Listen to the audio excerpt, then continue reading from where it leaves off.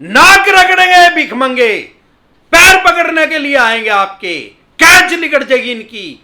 जब तक आपको अपने राइट्स नहीं पता, अधिकार नहीं पता, तब तक ये आपको दबा और कुचा रहे हैं। लेकिन अगर पैसे ही नहीं है तो राहु केतु ग्रह तो क्या करे, साक्षात शनिदेव भी धरती पे आके आपकी पुंजड़ नहीं बांट सकते। और ये चवन्नी छाप तो शुद्ध ही कुछ नहीं है। लाखों आदमी इनके कारण सुसाइड कर चुके हैं सारे देश में, कश्मीर से लेकर कन्याकुमारी तक, और करोड़ों आदमियों को इन्होंने मृत्यु शैया पे पहुंचाया हुआ है, वो सुसाइड करने की कगार पे पहुंचाए हुए हैं, आत्महत्या करने की कगार पे इन चवन्नी छापों ने पहुंचाया हुआ है। साथियों, 2 लोन डिफॉल्ट हो गए, 5 हो गए, चाहे 25 हो गए। अगर आपके 25 लोन भी डिफॉल्ट हो गए, सबकी 5-5 EMI भी डिफॉल्ट होगी, चाहे सारे अनसिक्योर थे, चाहे सारे सिक्योर थे, चाहे आधे अनसिक्योर थे, आधे सिक्योर थे, तो भी यह क्राइम की श्रेणी में नहीं है, यह सिविल का डिफॉल्ट माना जाएगा। क्रिमिनल आपको बनाया किसने, अपराधी आपको घोषित कितना किया, इन चवन्नी छापों ने। साथियों, अगर आपके घर चवन्नी छाप आ रहे हैं, फैक्ट्री, मकान, दुकान, कारखाने में, अगर आपकी EMI डिफॉल्ट हो रही है, सबसे पहले उसको कहो आई कार्ड दिखा। 99% चवन्नी छापों के पास आई कार्ड ही नहीं है। वो बोल रहे हैं मैं उस बैंक से आया हूं, उस NBFC कंपनी से आया हूं। कह रहे भाई साहब मुझे क्या पता आप उस बैंक NBFC कंपनी से आए हो, क्या पता आप चोर हो, जार हो, ठग हो, कौन हो, मेरे को क्या पता। आप बोल रहे हो, आपके बोलने से कोई ID तो होगी, कोई प्रूफ तो होगा, नहीं है उसके पास। उसकी दुकान पे ठूठ मारा, नहीं तो दुकान में पेट्रोल के कोड़े भाग्य से भीख मांगे। अगर वो ले भी आया, 1% के पास है, उसको क्या भाई ID तो मैंने देख ली, भाई बैंक में तो लग रहा है। अरे भैया मेरा लोन कितना है, कितनी EMI डिफॉल्ट हो रही है, कहीं इतनी हो रही। अरे भाई ऐसे नहीं मानता, लोन स्टेटमेंट ले गया, फिर भगा उसको, फिर वो लेके आएगा, फिर उसको बोल भाई कोरोना खत्म नहीं हुआ हमारे देश में, बिना मास्क लगाए कैसे आ गया, उसकी वीडियो बना लो, फोटो खींच लो उसकी, ठाक है, नेशनल डिजास्टर एक्ट में उसका पर्चा दर्ज करवाओ, 2 साल की सजा का प्रावधान है। यह ठीक है कि अभी कोरोना कम हो गया है, लेकिन गया नहीं है। गवर्नमेंट की गाइडलाइंस में आज भी कश्मीर से कन्याकुमारी तक मास्क लगाना मैंडेटरी है, कंपलसरी है। कोई नहीं लगा रहा वो बात अलग है, गैर कानूनी काम कर रहा है वो। और कोई भी चवन्नी छाप 5-7-10 आपके घर नहीं आ सकते, फैक्ट्री में, दुकान में, कारखाने में, या कोई भी जबरदस्ती आपके ड्राइंग रूम में, आपके घर के अंदर प्रवेश नहीं कर सकता, या फैक्ट्री में, आपकी कारखाने में आपकी इजाजत के बिना, आपके परिसर के अंदर कोई प्रवेश नहीं कर सकता, चाहे वो चवन्नी छाप है, चाहे वो भले कोई भी है। साथियों, सबसे पहले ये काम करें, इसमें इनका पर्चा दर्ज हो सकता है। उसके बाद अगर आपको ये परेशान कर रहे हैं, गाली गलौज कर रहे हैं, हरास कर रहे हैं, 99% ये फेक नोटिस भेजते हैं चवन्नी छाप। फेक नोटिस डिसेंट एडवाइस लिख के वीडियो देख लें, अगर आपके पास कोई नोटिस आ रहा है तो आपको तभी पता लग जाएगा कि नोटिस फेक है क्या जेन्युइन है। लाखों आदमी सुसाइड कर चुके हैं, और मुझे बताते हुए बहुत हर्ष फील हो रहा है, खुशी का आभास हो रहा है कि लाखों आदमी अमरदीप कादियान के साथ जुड़ के सुसाइड करने से बच चुके हैं, आत्महत्या करने से बच चुके हैं, क्योंकि यह चवन्नी छाप उनको साइकोलॉजिकल प्रेशर में ले रहे हैं, मनोवैज्ञानिक दबाव के अंदर ले रहे थे। लेकिन जब से अमरदीप कादियान के साथ जो भी जुड़ा है, उसकी जब वो हमारी वीडियो देखता है, टेलीफोनिकली जुड़ता है या पर्सनल मीटिंग करता है, साथ के साथ उसका माइंड सेट होता जाता है, उसको समझ में आ जाती है, उसकी काउंसलिंग होती रहती है। 9306347314 इस नंबर को सेव करके व्हाट्सएप मैसेज करें, तुरंत प्रभाव से रिप्लाई आएगा कि कैसे आप हमारे साथ टेलीफोनिकली जुड़ सकते हैं या पर्सनल मीटिंग कर सकते हैं। साथियों, डरे घबराए नहीं। अगर ये आपके साथ अपशब्द बोल रहे हैं, सबसे पहले इनकी रिकॉर्डिंग करें, प्रूफ लें, उस प्रूफ को लेके सीधा ब्रांच हेड से मिले, जिस भी बैंक या NBFC कंपनी ने आपने लोन लिया है, उसके पास लिखित में शिकायत दे, रिटर्न में इसकी कंप्लेंट दे, नहीं तो मेल से भी आप इनकी शिकायत कर सकते हैं। लेकिन एक ध्यान रखें, अपनी रजिस्टर्ड मेल आईडी से मेल करनी है, जो आपकी मेल आईडी बैंक या NBFC कंपनी में रजिस्टर्ड है।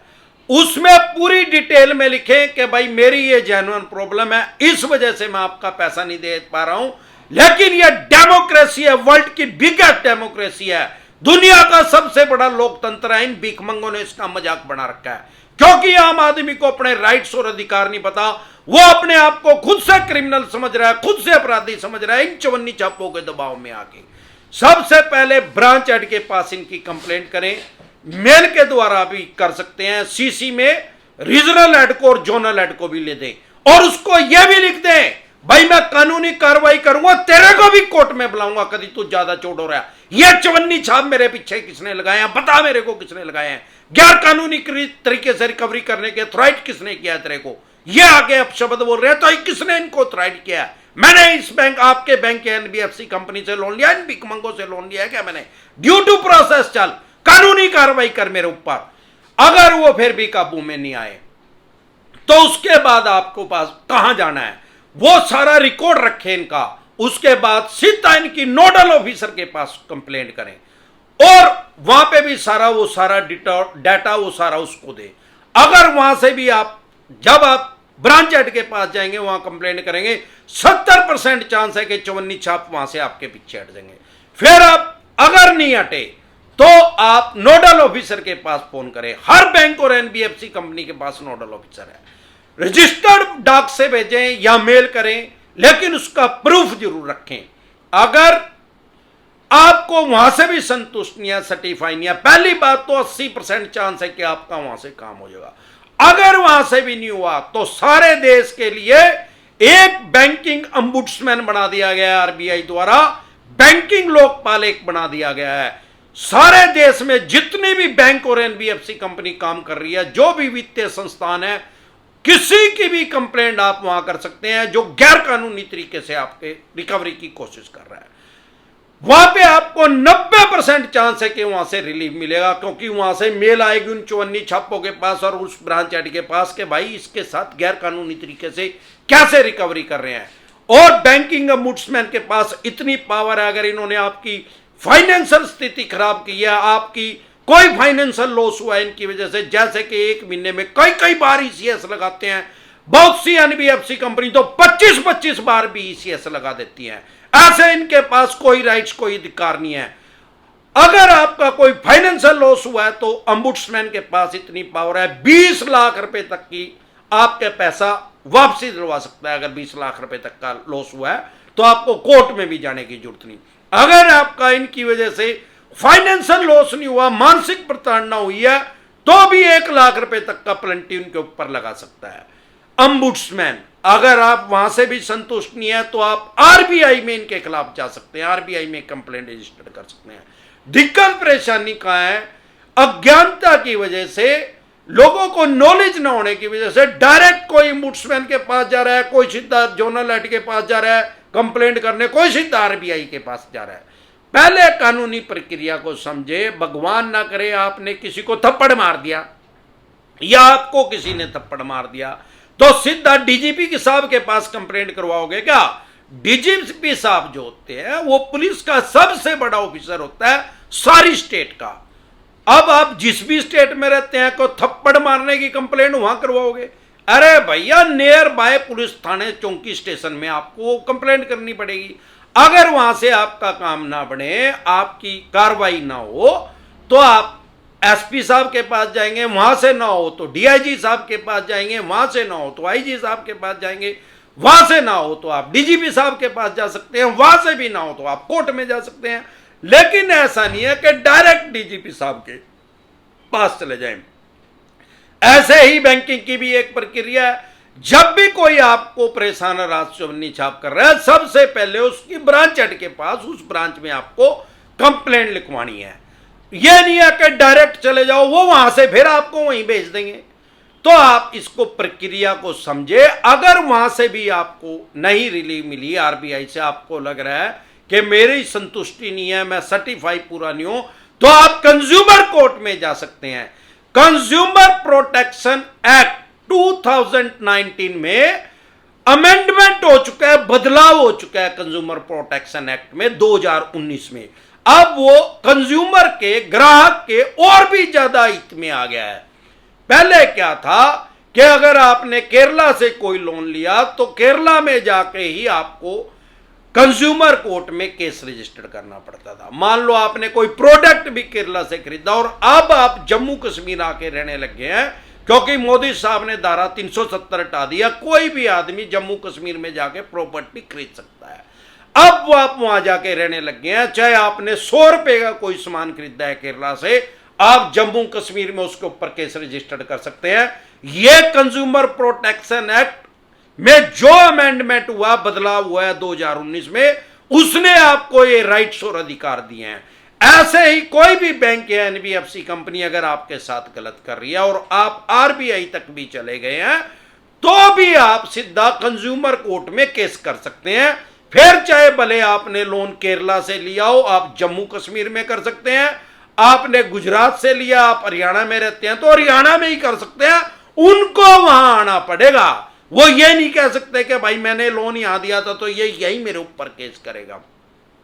डरे घबराए नहीं, कंज्यूमर कोर्ट में कोई जरूरी नहीं है, मैंडेटरी नहीं आका आपको वकील करना है।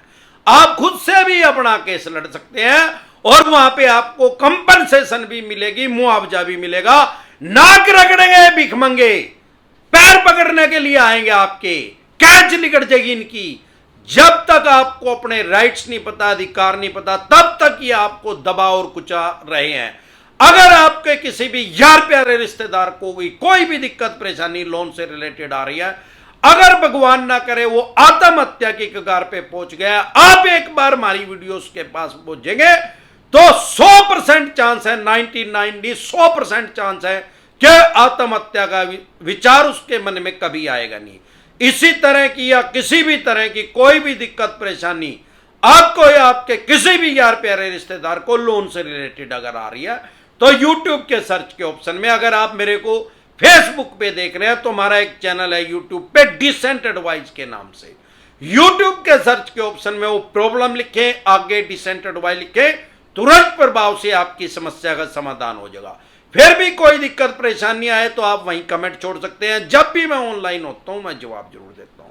इसके अलावा अगर आप हमारे साथ टेलीफोनिकली जुड़ना चाहते हैं, पर्सनल मीटिंग करना चाहते हैं, फिर आपका लोन 2 करोड़ का है, 5 का है, 25 का, 50 करोड़ का है, जितने भी करोड़ का है, लोन से रिलेटेड कोई भी दिक्कत परेशानी आपको आ रही है, आपके पास सरफेसी एक्ट 2002 के तहत नोटिस आ रहा है, 13(2) का आ रहा है, 13(4) का आ रहा है, सिंबॉलिक पोजीशन का आ रहा है, फिजिकल पोजीशन का आ रहा है, या अन्य किसी भी तरह का नोटिस आ रहा है, सबसे पहले तो ये समझे, अगर आपका एग्रीकल्चर लोन है तो उसके ऊपर सरफेसी एक्ट लागू ही नहीं होता।